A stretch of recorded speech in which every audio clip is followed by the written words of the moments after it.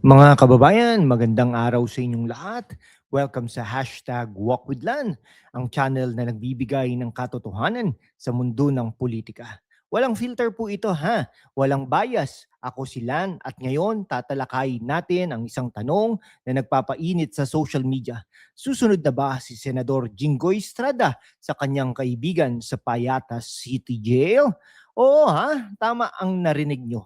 Si former Senador Bong Revilla, ang matagal na kaibigan ni Jinggoy mula pa sa pork barrel days, ay nasa Quezon City na jail male dormitory sa Payatas na ngayon as of January 20, 2026, arrested siya over 92.8 million pesos ghost flood control project sa Bulacan. At si Jinggoy subpoenaed na ng DOJ para sa similar plunder complaints. Is this the end of their political bromance or just another chapter in Philippine corruption saga? Para sa mga kabataan at OFWs na tulad ninyo na interesado sa politika pero busy sa buhay, gagawin nating engaging ito. Facts, analysis, at konting wit para hindi kayo mabore, ha? Stick around kasi ilang mga minutong ito, ha, na tayong magdi-deep dive with chapters for easy navigation. Hit that like button if you are ready for the truth bomb at subscribe na para sa more updates. Let's walk! Okay una, let's set the stage. Ano ba itong flood control plunder scandal na nag-rock sa Philippines noong late 2025 hanggang early 2026? Billions, specifically over 545 billion pesos from the national budget ay inilaan para sa flood management projects sa buong bansa. Pero after typhoons like Kalmegi na nag-iwan ng 114 dead at 127 missing.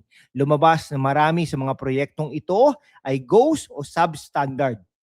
Okay, ayon sa Senate probes led by Senador Ping Lacson, may network of corruption involving lawmakers, DPWH officials, at contractors, kickbacks, rigged biddings, at fake projects. Parang classic Pinoy telenovela, pero real life.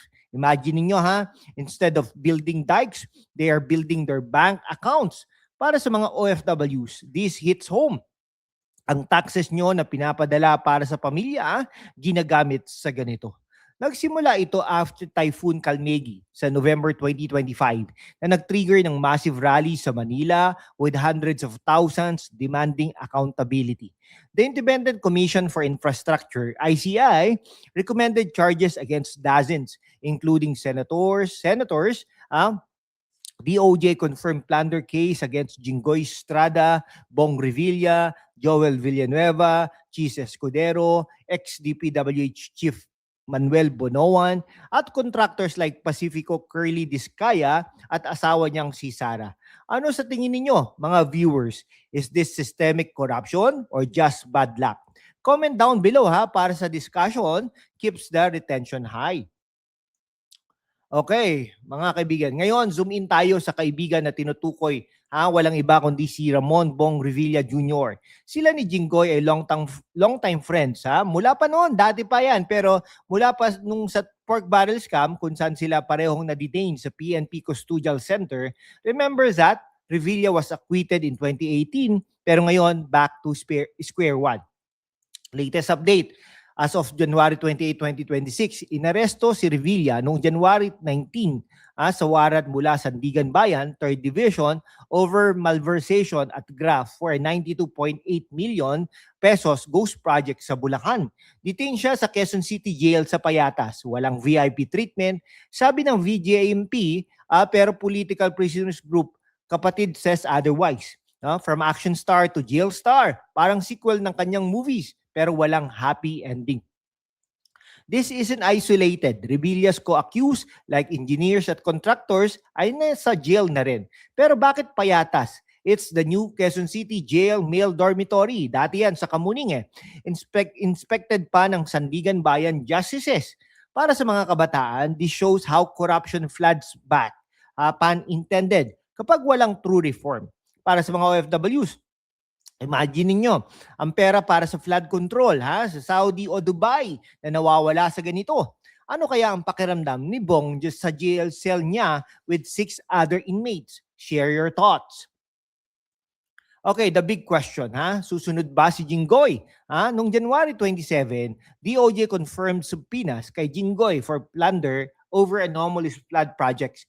Preliminary investigation set for February 2 and 12, 2026. Accusations from SAC Bulacan engineer Bryce Hernandez.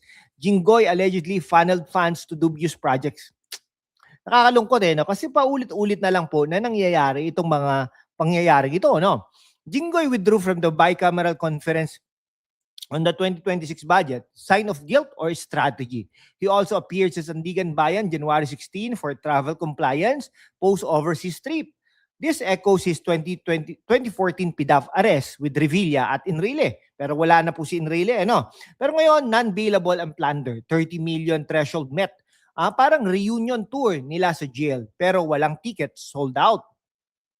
Para sa mga ating mga kabataan, this is why voting matters. Dynasties like Estrada continue the cycle.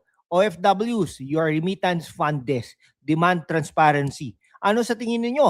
Makukulong ba siya? Abangan natin, poll time. Okay, ay nako.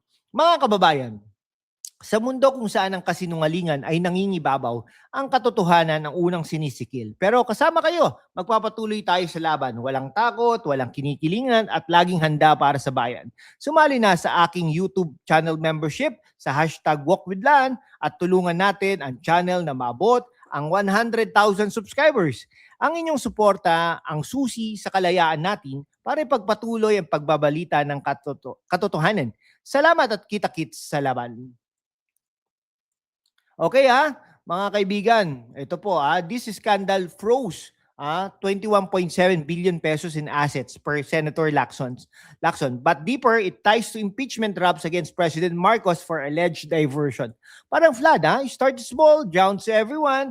Systemic issue, political dynasties, weak oversight. Para sa mga kabataan, this affects climate change efforts. Ghost projects mean real floods. Global perspective compared to clean governance in host countries. Okay, rallies in November 2025 showed public outrage. Will this lead to reform or just more probes? Share reform ideas in comment section. Ano kung susunod si Jinggoy? Scenario 1, arrest by February, joins Revilla and Payatas. Plunder is non-bailable. Scenario 2, acquittal like before, but evidence is stronger now. Ay, nako, more cases coming, no? This test justice system, selective ba? Discuss environmental plunder angle, corruption worsen disasters. Pause here if you need a break, but come back for the conclusion. Okay, to sum up, Bong Revilla is in Payatas. Jinggoy's probe is imminent. Likely, susunod siya based on facts. Stay vigilant, mga kababayan. Like, share, subscribe for more. Ano ang next topic na gusto ninyo? Comment down below. Salamat sa panonood. Keep walking for the truth. Mabuhay po ang Pilipinas.